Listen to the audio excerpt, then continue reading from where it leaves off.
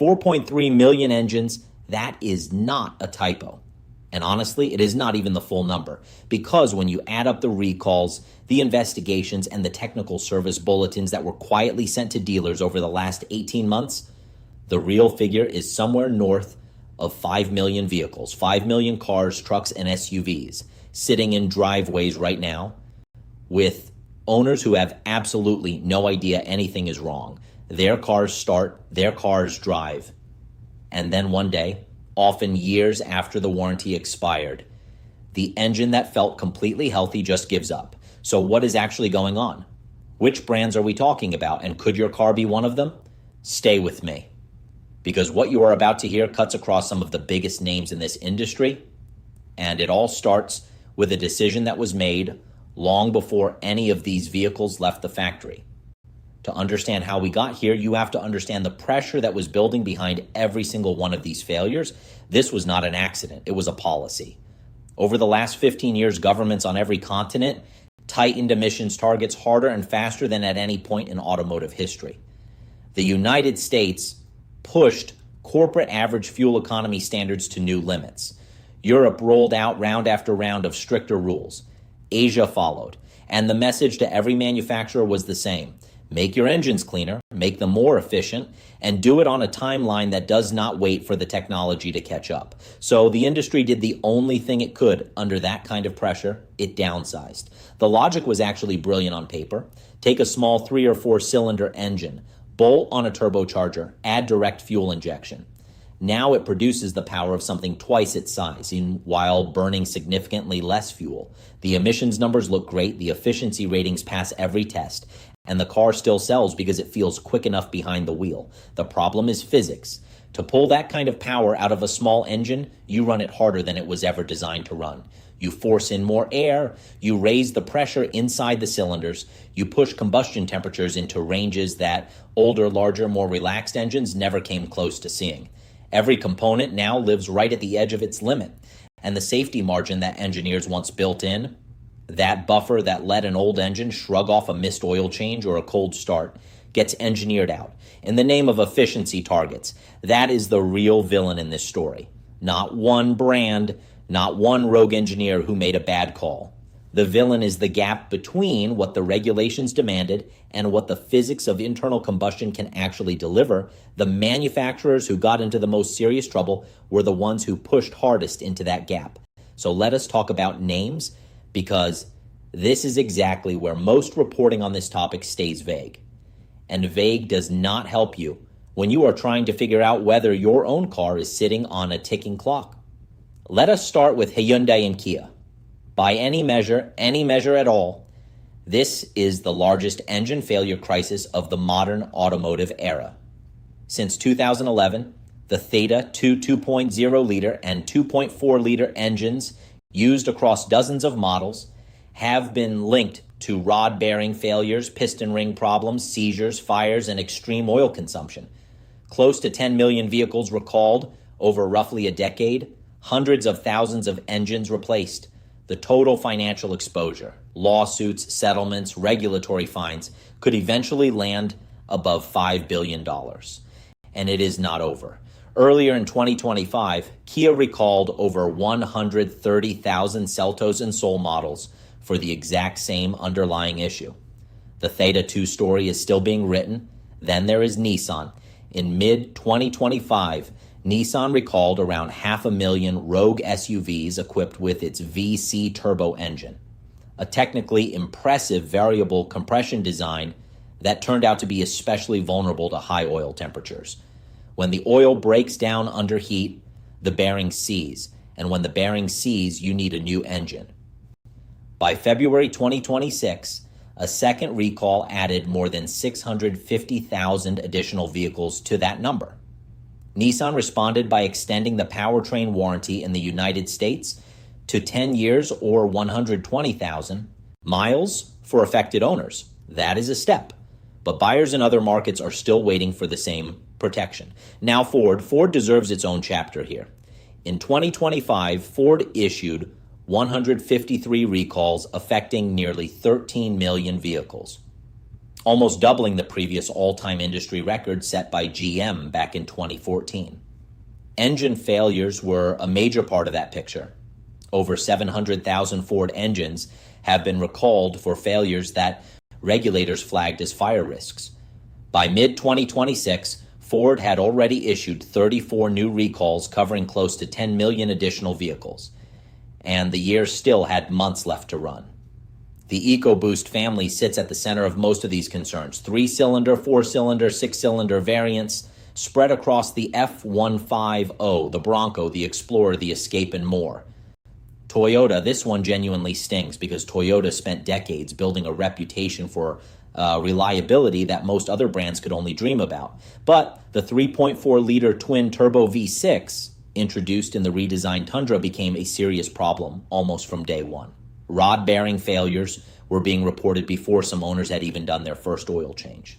Toyota recalled over 100,000 trucks from the 2022 and 2023 model years, replacing engines entirely, then expanded the recall to 2024 models, which suggests the fix did not fully solve what was underneath. The same engine also appears in the Sequoia and in the Lexus GX and LX. Failures are less common in those applications, but the damage to Toyota's reputation has been real. Then Stellantis, specifically Jeep, the 2.0-liter turbocharged 4-cylinder in the Wrangler, and Grand Cherokee has been linked not only to engine failure, but to engine fires. A recall in late 2025 covered around 100,000 vehicles for defects that could result in catastrophic failure.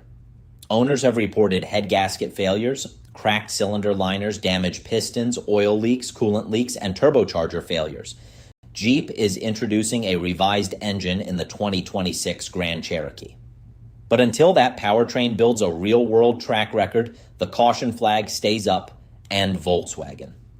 The EA888 2.0-liter turbocharged 4-cylinder is one of the most widely used engines in Europe and North America, appearing in VW, Audi, Skoda, and Seat models across multiple generations.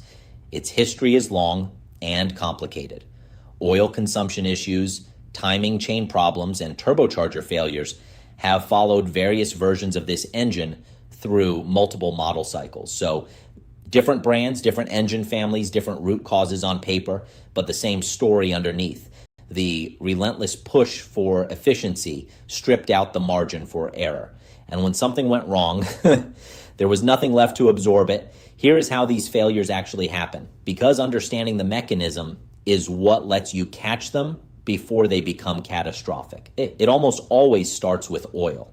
These engines run hotter than their predecessors. The oil works harder and it breaks down faster. When it thins out, or when the level drops even slightly below where it should be, the turbocharger is the first thing to suffer. Think about what that turbocharger is doing. It is spinning at over 100,000 revolutions per minute. 100,000.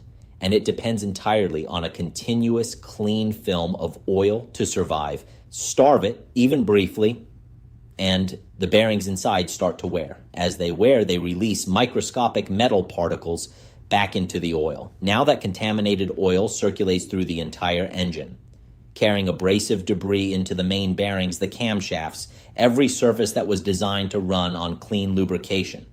Wear accelerates everywhere at once. Clearances open up. Oil pressure drops. Metal begins grinding against metal. What started as a problem you could have fixed for a few $100s now requires a complete engine replacement. That is the brutal logic of these failures. They do not stay small, they cascade, and on top of that, many of these engines use direct injection, which is efficient but allows carbon to build up on the intake valves because fuel no longer washes them clean on every cycle. Add cooling systems running near their limits and timing components push to last longer than they comfortably can, and the recipe for trouble is complete. But here is the most dangerous part of all: how quiet it is at the beginning. A little extra oil consumption between changes, a faint whistle from the turbo under hard acceleration, a rough idle on a cold morning that clears up after a minute, easy to dismiss, easy to blame on the fuel or the weather or just an off day. By the time the warning becomes impossible to ignore, the damage is already deep inside the engine. And every dollar of that damage lands on the owner. Not the manufacturer, not the regulator who set the targets. The owner. A turbocharger replacement alone is expensive. A full engine replacement can easily exceed what the car is actually worth.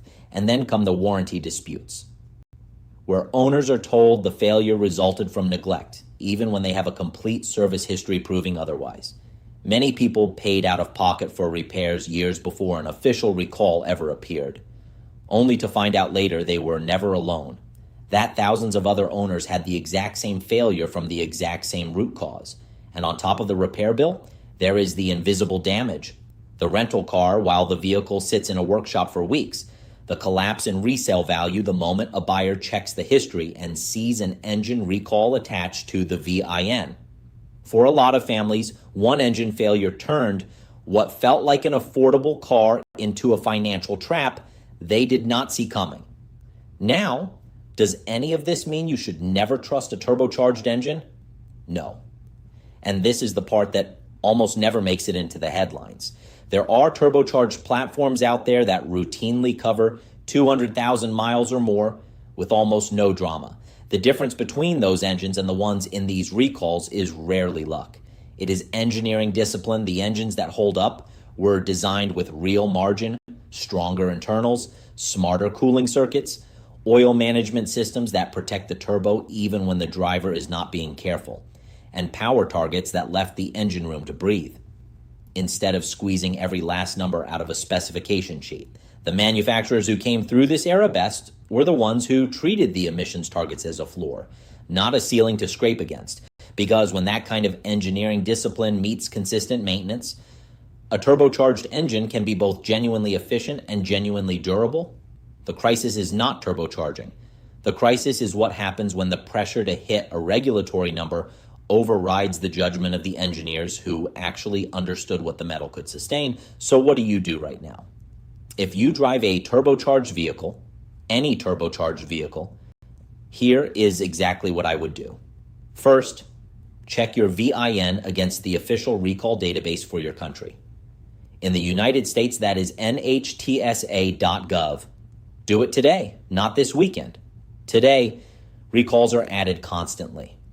And a clean result from 6 months ago tells you nothing about right now. Second, start tracking your oil level between changes. Check it regularly. Write it down if you have to.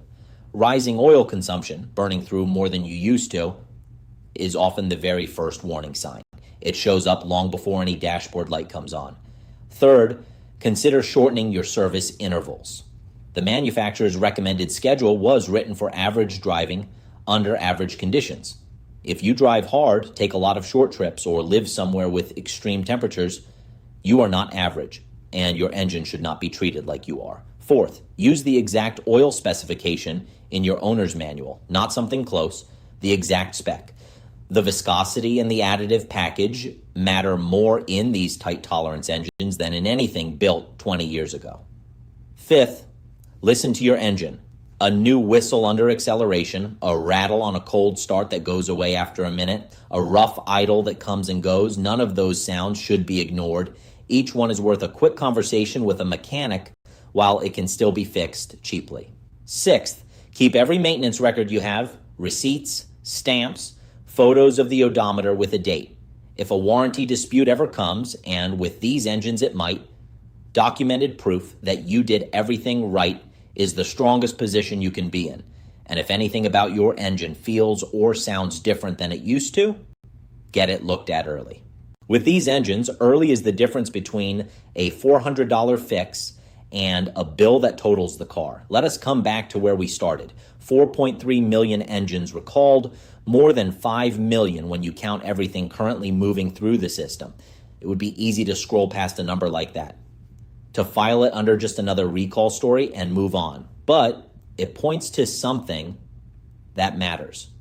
We spent a decade asking internal combustion engines to be smaller, hotter, more powerful, and more efficient all at once on a timeline set by regulators rather than by the engineers who understood what the metal could actually handle. The industry delivered on the efficiency targets. The owners are paying part of the bill for that delivery. The lesson is not that turbocharging failed. The lesson is that reliability requires margin. And margin was the first thing on the table when the pressure to hit a number got intense enough. The good news is that knowledge changes everything. Check your vehicle, stay ahead of your maintenance, and refuse to ignore the early signs, because the drivers who understand what is actually happening are the ones who keep their engines alive long after the rest get towed away. If you have been through a turbo engine failure, I want to hear about it. Drop it in the comments. Which brand? What were the first signs you noticed? And honestly, would you go back to that manufacturer? I read every single comment, and the answers to that last question are always more honest than anything you will find in a press release.